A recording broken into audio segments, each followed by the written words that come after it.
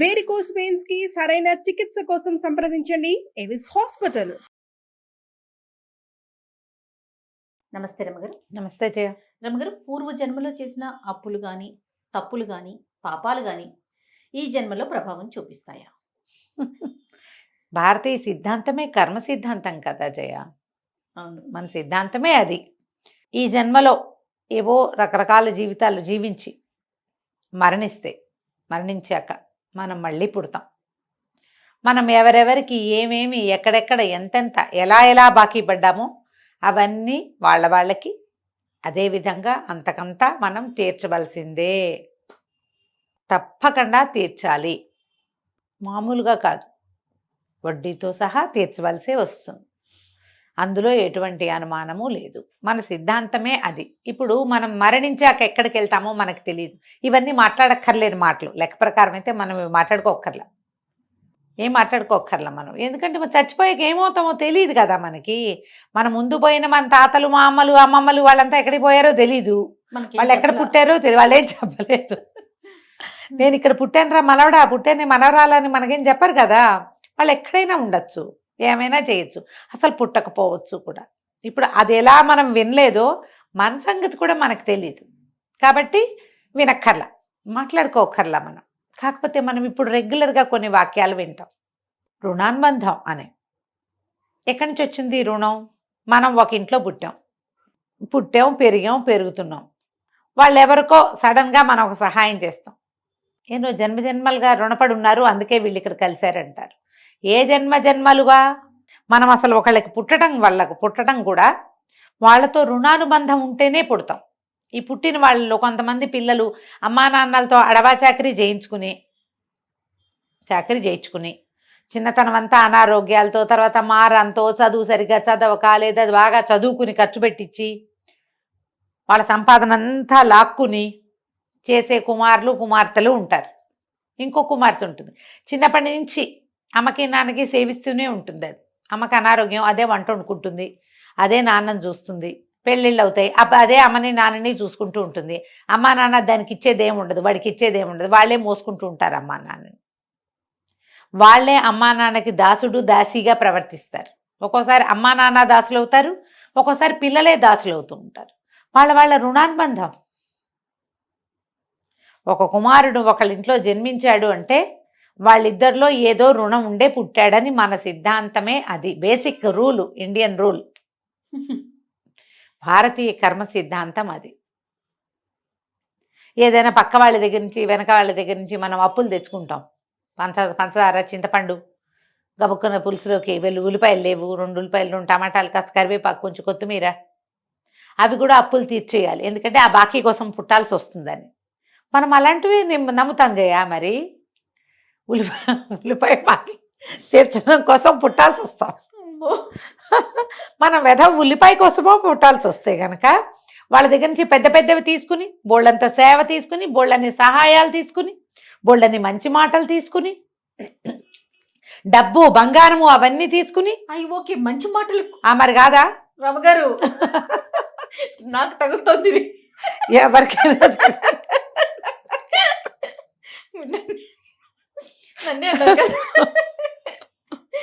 కాదమ్మా. ఒట్టి పుణ్యానికి నీకెందుకు మంచి మాటలు చెప్పాలి నేను? నాకు చెప్పు దేవుడా. అవన్నీ కూడా రుణాలే. రేపొద్దున నాకు హెల్పర్గా పుట్టచ్చు నువ్వు వచ్చే జన్మ. చెప్పలేం మనం. ఇంట్లోనే వినేస్తా మాట్లాడి స్టోరీలన్నీ, ఎలాగైనా జరగచ్చు. ఇవన్నీ తీసుకున్నప్పుడు వీటన్నిటికీ బాకీలు చెల్లించాలిగా. మనం ఒకటిది తీసుకున్నామంటే వాడిది తిరిగి ఇవ్వాలా వద్దా? 100% ఇవ్వాలి. నువ్వు 10 రూపాయలు తీసుకున్నావు, 10 రూపాయలు ఆ నోటే కాకపోతే ఇంకో నోటైనా ఓ 10 నీకు ఇవ్వాలిగా. 1 గంట నా శ్రమ నువ్వు తీసుకున్నావు, నువ్వు శ్రమ వెనక్కి తిరిగి ఇవ్వాల్సిందే. అంచేత మనం కింద జన్మలో బోల్డని బాకీలు చేస్తే, బోల్డని అప్పులు చేస్తే, అవన్నీ తీర్చడానికి ఈ జన్మలో వాళ్ళ ఇంట్లో కాకిగానో, వాళ్ళ ఇంట్లో కుక్కగానో, లేకపోతే వాళ్ళ ఇంట్లో ఎద్దు, ఆవు, గెద్దుడ, దున్నపోతు అలాగో, లేకపోతే వాళ్ళు మనని చాలా సతాయించారనుకో, మనకి ఇంకా రకరకాల ప్రాబ్లమ్స్ వల్ల మనం పందికొక్కుగా పుట్టామనుకో, ఎవరు మనని సతాయించారో వాళ్ళ ఇంట్లో పందికొక్కుగా ఉంటాం మనం. వాళ్ళని కాల్చుకు తింటాం అన్నమాట. అదే. వీళ్ళు ఏ జన్మలోనో ఎవరినో చంపుకు తిన్నారు, వాళ్ళకి ఈ పందికి ఒక్కొక్కటి చంపుతుంది. ఏ పదార్థాన్ని పిల్లులు ఉంటాయి, కొన్ని చోట్ల పిల్లులు ఉంటాయి, అంతసేపు పిల్లి తాగేస్తుంది పాలు, వాళ్ళ ఇంట్లో పిల్లి తాగేస్తుంది. వాళ్ళ ఇంట్లో ఎవరి పక్కింటి వాళ్ళ కుక్కొచ్చి వీళ్ళ కుండలో మూతి పెడుతుంది, వీళ్ళ వస్తువుల్లో మూతి పెడుతుంది. నిజంగా అలా జరుగుతాయి. ఒకప్పుడు ఎప్పుడో సంగతి చెప్తా. మూర్తి గారని మాకు బాగా మంచి ఫ్రెండ్స్. ఈ మధ్యకాలంలో కలవలేదు జయ. ఒక 25-30 సంవత్సరాల క్రితం వారితో రెగ్యులర్గా మాట్లాడేంత ఫ్రెండ్షిప్ ఉండేది. క్రమంగా కాలక్రమంగా మనుషులను సెపరేట్ అవుతాం, వాళ్ళు కూడా అవతలకి ఎక్కడికో వెళ్ళిపోయారు. వాళ్ళని మమ్మల్ని కలిపి ఉండే ఒక తీగ కట్ అయిపోయింది అనుకో, ఇక వెళ్ళిపోయింది. ఒకసారి ఒక సందర్భంలో ఆయన జ్యోతిష్యం అవి చెప్పేవారు, కథలు కూడా రాస్తారు, రాసేవారు. ఈ మధ్యకాలంలో ఎలా ఉన్నారో మరి, కథలు చాలా బాగుంటాయి. వాళ్ళ ఇంట్లో ఎప్పుడు పిల్లి తాగిపోతుంది పాలంటే, ఆ పిల్లికేం రుణపడారు ఉన్నారో రామాదేవి వాళ్ళు. ఏ జన్మలోనో వాళ్ళ గేదె నుంచో ఆవు నుంచో మేక నుంచో పాలు పిండేసుకుని ఉంటారు వీళ్ళు. అది ఇక్కడ ఈ పిల్లి రూపంలో వీళ్ళ పాలు, వీళ్ళకి ఆ పాలు పనికిరావు కదా, పిల్లి మూతి పెట్టిన పాలు వాడతామా, పారబోస్తారు, వృధా అయిపోతుంది. కింద జన్మలు అందుకనే ఏదో ఒక్కసారి పిల్లి మూతి పెట్టడం కాదు, ఎంతసేపు, రోజు చాలా ఫ్రీక్వెంట్గా. దానికోసం ఒక గిన్నెలో పాలు పోసి అక్కడ పెట్టమని చెప్పు వాళ్ళని అన్నారు. అది దాని రుణం తీరిపోతుంది. ఒక గిన్నెలో దానికోసం పెట్టి చెప్పాలి వాళ్ళకి అని చెప్పారు. ఎంత గుర్తుందో, కనీసం 29-30. మా పెద్దబ్బాయి కూడా పుట్ల, అంత పాత సంగతి. ఆ మాట మర్చిపోలేదు నేను. ఆ రుణానుబంధం అనేది అసలు దాన్ని తీయలేము జయ మన జీవితాల్లో నుంచి. నువ్వు ఏది నమ్మద్దు. అసలు కర్మానుభవం లేదు, ఏమంటారు కర్మ సిద్ధాంతం లేదు, ఏమీ లేవంటావు. నువ్వు అతిష్టో ఏదో ఇష్టం, నీ ఇష్టం అది. కానీ నువ్వు దారైపోతూ రోడ్డు మీద పడ్డావు, ఎక్కడో పడిపోయావు ఢామని, ఎవరో తెలియదు, ఒక ముష్టివాడు వచ్చి నిన్ను లేవదీస్తాడు, అడుక్కునేవాడు. రోడ్డు మీద ఎవరో ఉంటారు కదా మరి ర్యాండమ్గా, వాడే ఏం చేస్తాడు, వాడి దగ్గర ఒక పాత డొక్కు సీసాలో ఉన్న నీళ్లు నీ మొహాన్ని చల్లుతాడు. నీ ఫోన్లో ఇంచే వాడు ఎవరికైనా ఫోన్ చేయొచ్చు, నువ్వు వెళ్తావు, ఇల్లు చేరిపోతావు. వీడెవరు, ఒక ర్యాండమ్ వ్యక్తి ఎవరో నీకెందుకు సహాయం చేశాడంటావు. దానికి ఒక కారణం చెప్పగలవా నువ్వు? మానవత్వం, ఇలాంటివి చెప్తారు. మానవత్వంతో చేశాడు. మానవత్వం అయినా అక్కడ 15 మంది ఉంటే ఒకడే ఎందుకు చేశాడో నువ్వు నాకు చెప్పు. ఆ 15 మందిలో ఒకడే ఎందుకు చేస్తాడు నీకు? ఖచ్చితంగా రుణానుబంధమే. ఒప్పుకోవాలి కదా, ఒప్పుకోవాలి గారు. తప్పకుండా. మనం ఎక్కడికో బయలుదేరాం, బస్సులన్నీ మిస్ అయిపోయినాయి, బస్సులు లేవు, ఆటోలు లేవు, ఎవరో పోతుంటారు దారిలో, వాళ్ళు మన బండెక్కించుకుంటారు. మన జీవితానికి టర్నింగ్ పాయింట్ అయిన ఒక ఎగ్జామ్ హాల్ దగ్గర మమ్మల్ని వాడు దింపుతాడు. నీకు ఇక్కడ ఏ అవకాశము లేదు, వాడెవడో ఒకడొచ్చాడు, వాడి పేరు తెలియదు, ఊరు తెలియదు, నీకేమీ తెలియదు. ఇలాంటి సంఘటనలు జీవితంలో ప్రతివాడికి ఏదో ఒకసారి ఎదురుపడవా జయ? ఖచ్చితంగా అవుతాయండి కదా. పోనీ నీకు అవ్వవు, నువ్వు నీ ఫ్రెండ్స్ దగ్గరైనా వింటావు, అంటే ఎవడో దింపాడు ఆ టైంకి, దేవుడిలాగా వచ్చాడు అంతే. మనం అయితే దేవుడు అంటాం, లేకపోతే వాడెవరో మనకి రుణపడి ఉన్నవాడు మన బాకీ అక్కడ తీర్చాడు. మన జీవితపు టర్నింగ్ పాయింట్లో మనని బట్టుకెళ్ళి నించోబెట్టేస్తాడు వాడు. నేను ప్రతిసారి చెప్తా, నా జీవితపు టర్నింగ్ పాయింట్ సుమన్ టీవీ. నేను ఇక్కడికి ఎట్లా వచ్చాను,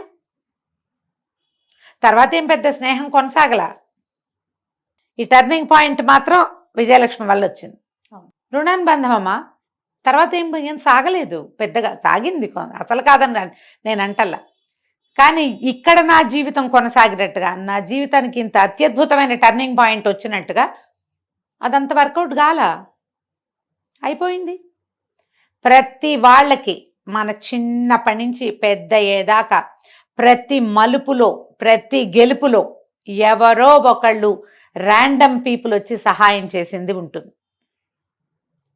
వాళ్ళకి కాక వీళ్ళు కూడా, మనం కూడా వాళ్ళకి ఒక ప్రత్యేకమైన సందర్భాలలో మాట సాయమో, పని సాయమో, సమయానుకూలమైన ప్రవర్తనతోటో మనం ఎవరో ఒకళ్ళ దగ్గర నుంచుంటాం. ఒక్కొక్కసారి చాలా మంది ఇబ్బందులకి కారణమవుతాం మనం. ఒట్టి పుణ్యానికి అనవసరంగా అసలు అక్కడ ఉండకూడదు, మనం అనవసరంగా వెళ్తాం, మన వల్లే అక్కడ ఏదో బ్యాడ్ సిచ్యువేషన్ వస్తుంది. జరుగుతాయి అట్లా. ఇప్పుడు నేను నీకు చెప్పటల్లా అదేం జరిగిందో, కానీ ఎవరికి వాళ్ళకి తెలుసు కదా. అంతేగా. నాకు నా లోపల తెలుసు, నీకు నీ లోపల గుర్తొస్తుంది. విన్న ప్రతి వాళ్ళకి గుర్తు రావాలి కదా. మన వల్లే ఒక చెడుతుంది ఒకటి, మనమే అది చెడగొట్టడానికి కారణం అవుతాం. అబ్బే కాదని మేము అద్భుతమైన వాళ్ళం అంటే నువ్వు నాకు చెప్తావు, లోపల చెప్పుకోవద్దు, ఇక్కడ చెప్పాలిగా. మనకు తెలుసు సమాధానం. ఇది ఎందుకు అవుతుంది? అక్కడున్న రుణానుబంధం వల్లే జరుగుతుంది. మనం చెడగొట్టడానికి కారణం అవ్వచ్చు, కలవడానికి కారణం అవ్వచ్చు. వాళ్ళతో మనకున్న బాకీల వల్లే మనం అక్క చెల్లెళ్ళుగా, అన్నదమ్ములుగా పుడతాం, స్నేహితులుగా ప్రవర్తిస్తాం, ఇరుగు పొరుగు వాళ్ళుగా ఉంటాం, ఎక్కడో కలుస్తాం. ఒక రైలు ప్రయాణంలో కలిసి ఎవరి దారిన వాళ్ళు దిగిపోయినట్టుగా దిగిపోతాం, కానీ గ్యారంటీగా కలుస్తాం. వాళ్ళతో అంతే మన ప్రయాణం అయ్యి ఉండొచ్చు. రుణానుబంధాలే కొన్ని ఉంటాయి, మధ్యలో భలే కట్ అయిపోతాయి. ఎందుకు కట్ అయిపోయాయో అర్థం కాదు, కానీ మళ్ళీ కలుస్తారు వాళ్ళు. అవ రుణం తీర్లా వాళ్ళకి. ఈ గుంపు విడిపోయిన సమూహం మళ్ళా కొంతకాలానికి కలుస్తుంది. మళ్ళీ ఏదో ఒక ప్రయోజనం ఉంది జీవితంలో, ఇంకో మలుపులో మళ్ళా వీళ్ళకి ఇంకా బాకీ తీరవలసింది ఉంది. ఇందులో మన వాళ్ళు చెప్తారు, రుణానుబంధ రూపేణ పశుపత్ని సుతాలయ అని. పశువులు, జంతువులు, కుక్కలు, పిల్లులు, నిజం, ఆవులు, మన ఇంట్లో ఉండే గొడ్డు గోద, ఇళ్లలో పెంచుకుంటాం, చిలకలు, పావురాళ్ళు, వాటిని పెంచుతారమ్మా. తాబేళ్లను పెంచేవాళ్ళు కనపడతారు. మన ఫ్రెండ్స్లో కూడా చాలా మంది ఉన్నారు తాబేళ్లను పెంచేవాళ్ళు. ఇవన్నీ రుణానుబంధమేనమ్మా. పత్ని, భార్యలు, అది కూడా. అయితే ఇప్పుడు భర్తలు లేరా అని అడుగుతారు. మనం భార్యలు అయితే వాళ్ళ భర్తలే కాదు మనకి, అది కూడా రుణమే కదా. సుత ఆలయ కూడా చెప్తారు. సంతానము, ప్రదేశాలు, మనం ఉండే ఇల్లు, ఆ ఇంటితో రుణం తీరిపోయింది మనకి. ఒక్కోసారి ఖచ్చితంగా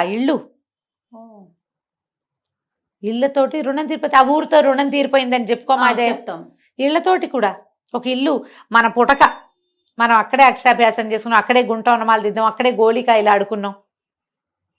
ఏదో ఒక దశలో దాని నుంచి బయటకు వచ్చేస్తాను జయ, ఖచ్చితంగా. ఎప్పుడో ఇక అసలు అదేం ఉండదు, మళ్ళీ మన జీవితంలోకి అది రాదు. ఊళ్ళు మారుతారు, ఉద్యోగాలు మారేవాళ్ళు, ఊర్లు మారిపోయేవాళ్ళు, ఈ ఊరు నుంచి ఇంకో ఊరికి మైగ్రేట్ అయిన వాళ్ళు ఎంతమంది లేరమ్మా. అవును, ఆడపిల్లలందరూ పుట్టిళ్లలో వదిలిపెట్టి పరాయిళ్ళకి వెళ్ళిపోతారు కదా. కొంతమందికి మళ్ళీ మళ్ళీ మళ్ళీ మళ్ళీ పుట్టింటికి వెళ్ళి అక్కడే గడిపే అవకాశం కొన్ని జీవితాలకు లభిస్తుంది. అందరికీ అదృష్టం ఉంటుందా? ఉండదు. మనం చిన్నప్పుడు ఆడుకున్న ఇంట్లో నుంచి మన పెళ్ళయ్యాక అమ్మ నాన్న మన పెళ్లి కోసమే ఇళ్ళం వేసిన దాఖలాలు కూడా ఉంటాయిగా. రుణం తీరిపోయింది, మనకి తీరిపోయింది, వాళ్ళకి తీరిపోయింది. ఆ బాకీ ఇంకో చోట ఎక్కడో మొదలవుతుంది, ఇంకో ఇంటి దగ్గర ఉన్న జంతుజాలంతో స్టార్ట్ అవుతుంది. మేము ఒక ఫ్లాట్లో ఉన్నాం జయ, ఒక 10-14 ఏళ్ల క్రితం. యాక్చువల్గా ఒక కుక్క ఉండేది పక్కన, జానీ దాని పేరు. అది పక్క బిల్డింగ్లో వాళ్ళ కుక్క. అది ఎందుకు వచ్చి పడుకునేదో తెలియదు, మేమున్న బిల్డింగ్లోకి వచ్చి పడుకునేది. మా బిల్డింగ్ వాళ్ళ కుక్క కాదు, అది పక్క బిల్డింగ్కి. అయితే వచ్చి 2nd ఫ్లోర్లో ఉండేవాళ్ళం మేము, మా వాకిట్లో పడుకునేది. మా ఇంటికి వచ్చిన వాళ్ళది రా అని పరిగెత్తుకుంటూ పోయేవాళ్ళు, నల్లటి బొచ్చు కుక్కది. సరే వాకిట్లో పడుకుంటోంది కదా, పిల్లలు ఒక రవ చిన్నవాళ్ళు. నాకు కూడా కొంచెం కుక్క ప్రీతి ఉన్నది, మా ఇంట్లో బాగా కుక్కలు ఉండేవి. కాకపోతే ఎత్తుకుని చంకలో పెట్టుకుని పక్కలో పడుకోబెట్టుకుని ఆ ముచ్చట కాదు, కుక్కకి అన్నం పెట్టే ప్రీతి పాత్రమైన ముచ్చటే నాకు. వాకిట్లో పాలు పోసేవాళ్ళం, అన్నం పెట్టేవాళ్ళం, అది తినేది. మార్నింగ్ వాక్ వెళ్ళినప్పుడు నా వెనకాల వచ్చేది. అది యోగా క్లాస్కి వెళ్ళేది నా ఇంట్లో ఉన్నప్పుడు. ప్రతిరోజు నా యోగా క్లాస్కి వచ్చి నాతో పాటు మళ్ళీ వెనక్కి వచ్చేది. అది తప్ప నేను ఏ ముద్దు దాని ఒంటి మీద చెయ్యేసి ఎరగని చేయ, నేను ముట్టుకునే ముద్దు కాదు, అది రోడ్ల మీద తిరుగుతుంది, అంత సరదా లేదు. కానీ అన్నం మాత్రం ఖచ్చితంగా పెట్టేవాళ్ళం, పాలు పోసేవాళ్ళం. అది మా వాకిట్లో కాలు తుడుచుకునే పట్ట మీద పడుకునేది, అక్కడే ఉండేది. దానికి విడిగా కార్నర్కి, లిఫ్ట్ కార్నర్కి ఏదైనా దుప్పటి వేసేవాళ్ళం. 3 ఏళ్ళు ఏమో ఉన్నాం మా ఇంట్లో. చలికి అక్కడ పడుకునేది. మేము ఇల్లు మారాక కొద్ది రోజులు మా వెనకాల తిరిగింది. అది ఇల్లు కొంచెం అవతలికి మారాం, కొంచెం అదే లైన్లో ఇంకాస్త ముందుకి వెళ్ళి ఎల్ షేప్లో తిరగాలన్నమాట. ఒక వారం రోజులు 10 రోజులు తిరిగి ఆ తర్వాత ఇంకా అది రావడం మానేసింది. కొంచెం పిల్లలు దాన్ని మిస్ అయ్యేవారు, జానీ కనపట్టలేదు అని. తర్వాత ఈ కుక్క, మేము అక్కడ ఉన్న 3 ఏళ్ళు మా ఇంట్లో అన్నం తింది పాలు తాగింది చేయాలి. మేము ఇల్లు మారిన కొద్ది రోజులకి దాన్ని ఈ కుక్కలు బండి వస్తుందిగా పట్టుకుపోయారు. అంతకుముందు ఆ బండి వచ్చినప్పుడు మేము దాచిపెట్టేసేవాళ్ళం. నిజంగా నేను చేసిన చెప్తే సరిపోతుంది. బిల్డింగ్లోనే ఉంచేవాళ్ళం, లేవు మా దగ్గర ఏమని చెప్పేసి వాచ్మ్యాన్ని పంపించి, వాచ్మ్యాన్ కూడా బాగా చూసుకునేవాడు దాన్ని. ఆ 3 ఏళ్ళు మేము దానికి రుణం. అంతే. ఇలా జరగవా మీ జీవితాల్లో? ఆలోచించండి. ఇప్పుడు కుక్కని కావలించుకుని ఒళ్ళో పెట్టుకుని మంచాల మీద ఎక్కించుకుంటేనే ముద్దా కాదు, ఇది కూడా ముద్దే. మేము సాయంత్రం అయ్యేసరికి తెల్లవారంగానే అది కనపడకపోతే జానీ ఏది అని చూసేవాళ్ళు, పిల్లలు చూసేవాళ్ళు. మా ఇంటికి వచ్చిన పిల్లలు, మా అక్కయ్యల పిల్లలు వాళ్ళు కూడా 3-4 సార్లు చూశాక అది రాకపోతే ఏది వాకిట్లో కుక్క ఉండాలి కదా పిన్నమా, ఏది అది అని అడిగేవాడు. ఇల్లు మారాక మాకు పోయింది, దానికి పోయింది, చివరికి అదే పోయింది పాపం. మనం చెప్పలేకపోతాం చూడు. అంతే కదా. ఇలా ఎన్ని కలుస్తాయో జీవితంలో, ఇవన్నీ బాకీలమ్మా. మనం కొత్తగా రుణపడకూడదు ఎవరి దగ్గర కూడా. ఎవరి దగ్గరైనా ఒక సహాయం తీసుకుంటే దాన్ని ఎహసాన్ ఫరామోషులుగా ప్రవర్తించకూడదు. ఖచ్చితంగా తీర్చుకోవాలి, బాకీలు ఏదో ఒక తీర్చాలి. రూపంలో. ఏదో ఒక రూపంలో తీర్చాలి. అది వాళ్ళకి చెప్పాలి. సహాయం తీసుకుని తలకాయలు తిప్పేసి వెగటుగా మాట్లాడి చిన్నబుచ్చి చేయకూడదు. ఒకవేళ మీరు సహాయం తీసుకుని కూడా తీసుకోలేదని అబద్ధం ఆడారంటే వాళ్ళ ఇంట్లో ఇట్లా జంతువులుగా పుట్టాల్సి వస్తారు. శాస్త్రం మనకు అదే చెప్తుందమ్మా. అవ్వచ్చు, అవ్వకపోవచ్చు. ఆలోచించండి. మనం ఒకళ్ళ తీసుకుని ఇవ్వకపోవటం ఏమిటి అసలు? అంతే కదా, ఇవ్వకపోవటం ఏమిటి? వాళ్ళ తీసుకున్నాం, వాళ్ళ సహాయమో మాటో మంచో తీసుకున్నాం, తిరిగి ఇచ్చి ఖచ్చితంగా ఇవ్వాలి. లేకపోతే లావైపోతాం అనుకోండి, పోనీ కనీసం తీర్చకపోతే లావైపోతామని భావించినా అది కూడా మంచిదే కదా. ఎప్పుడు ఇలాంటి ఆలోచనతోటి ఉండాలి.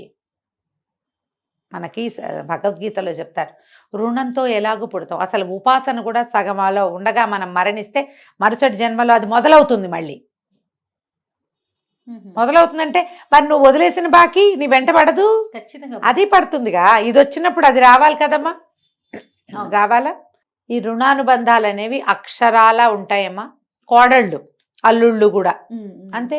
ఇప్పుడు ఒక ఇంటికి కోడలుగా వెళ్ళాము, ఈ బాధ్యతలు నేను తీసుకోను అంటే నువ్వు ఇంకో బాధ్యత మోయాల్సి వస్తావు. నీకు సంబంధించింది, అవును, నీకు సంబంధించిన బాధ్యతే నువ్వు మోసావనుకుంటావు, నీ పిల్లలు నిన్ను మోస్తారు. నువ్వు నీ బాధ్యత మోయకపోతే నీ పిల్లలు నిన్ను మోయరు. ఇది సిస్టమ్ జయ, ఇలా వెళ్తుంది. శాపనార్థాలు పెడుతున్నాను అనుకోవద్దు నువ్వు. శాపనార్థాలు కాదు, ఇది అక్షరాల నిజం. నువ్వు ఏ ఇంట్లో కోడలిగా అడుగుపెట్టావో, ఏ బాధ్యత తీసుకోవటానికి వాళ్ళ ఇంటి పేరు తీసుకుంటావు, వాళ్ళ పిల్లల్ని నువ్వు పెంచుతావు, వాళ్ళ ఇంటి పేరే నీ పిల్లలకి వస్తుంది. రేపొద్దున వాళ్ళు పోతే అనకూడదు, అమ్మాయిలో ఏమిటో నువ్వే పట్టాలి. వాళ్ళు వెళ్ళిపోయాక వాళ్ళ ఆస్తి నీకే వస్తుంది. బాధ్యత నువ్వు తీసుకోవద్దు. వాళ్ళు సరిగ్గా ఉండని ఉండకపోని నీ పని నువ్వు చేయాలి.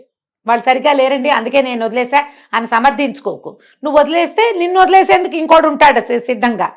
నువ్వు ఏ బాధ్యత తీసుకోలేదు, నీ పిల్లలకి బాధ్యత ఎట్లా వస్తుంది? రాదుగా. నువ్వు బాకీలు తీర్చుకోకపోతే మీ పిల్లలు బాకీలు తీర్చుకోరు. ఈ చైన్ నడుస్తూ ఉంటుంది. దీన్ని బ్రేక్ చేయాలి.